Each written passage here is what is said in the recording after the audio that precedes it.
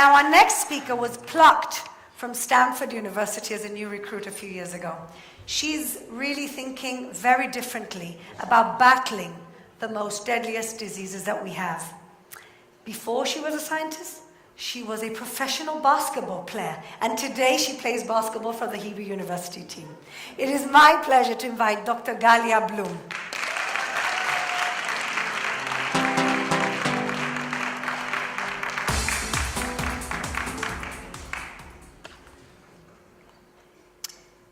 Chemistry is in my blood.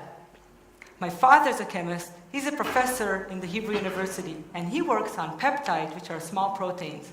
My mother's a chemist. She used to work in the Ministry of Health, analyzing drugs. And as you can see from my picture behind, I'm a chemist as well. And my focus is on generating small chemical tools to investigate biological processes and also to generate therapeutics and diagnostics.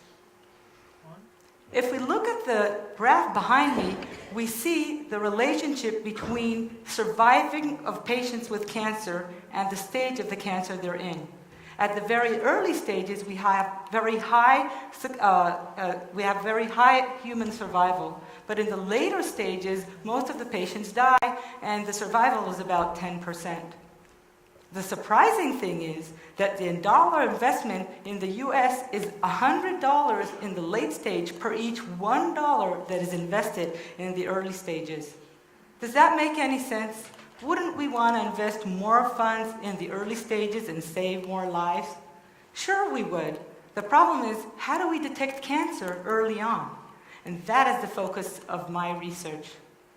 So how do we detect cancer? We generate tools that try to distinguish between the normal tissue and the tumorigenic tissue. If we look at cancer, we see that cancer progresses very rapidly. It divides, it has high metabolism, and in order to survive, it needs to secrete proteases, which are proteins that cleave up and chop the matrix that is surrounding. Just like Pac-Man that goes and chops up whatever in its way. And the focus of my research is to develop tools that will identify or label these proteases, these Pac-Mans, and enable us to actually detect cancer. So, generating these types of tools, we first of all need something that will bind to a protease. And you see here the structure of a protease that's highly elevated in cancerous tissue.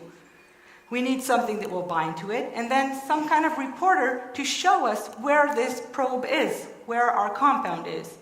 In very initial stages, I developed compounds that are fluorescently labeled, so they have a fluorescent light to report where they are. At one point, they will bind into the protease, and then the protease will act upon this probe, this small probe. The complex thing about these sophisticated probes is that they also had a little piece on top that will actually inhibit them from fluorescence.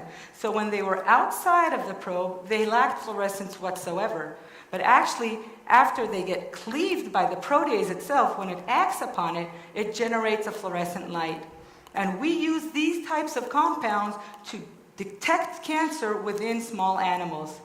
Actually, what we really wanted to do is to make something a bit more sophisticated and to generate these types of probes into a theranostic compound, something that does both therapy and diagnostics.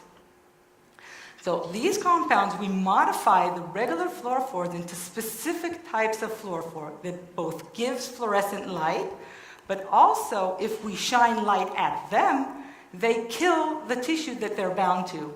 And just last year, we were able to show that if we inject these compounds into mice that bear tumors, they home in onto the tumor, and we had shine light at these compounds, and the tumor stopped from progressing. There's only one small thing that's problematic with using fluorescent light, because it doesn't travel very deep through the tissue. So we wanted to generate compounds that could be used not only superficial, as we foresee these compounds be used in the future for skin cancer or other superficial cancer like head and neck. We wanted to generate compounds that will enable us to detect cancer throughout the human body. And so we shifted to compounds that we could see using different methods, basically using CT. So we were looking for a reporter that will be detected by CT, and from the title of my talk, you already guessed that what we were using is gold. Gold, surprisingly, is a very good contrast agent for CT. So we generated similar compounds that were now labeled with nanoparticles of gold. And what I'm showing you here is animals that were injected with these compounds. This is a mouse that has a tumor on the back of the mouse. You could actually see it labeled with gold because when we injected our small compounds into the bloodstream, they circulated through the body of the mouse and homed in onto the tumor, and now labeling the tumor with gold. And now we have a gold tumor, and we could detect that with CT, as you could see from this picture. Actually, another neat thing about gold is that it could be detected using electron microscopy. So we extracted animals that their tumors were gold labeled, just as I showed from here, and looked at them using electron microscopy. What you could see here on the top right is a single cell of a tumor from a mouse that had injected the probes into it. And what you could see is the nucleus of the tumor, of the cell, and the whole cell itself and the different organelles. You could also see these small spots. Here, look right here on the right, you could see one of these organelles. All these black spots are the gold nanoparticles within the tumor cell.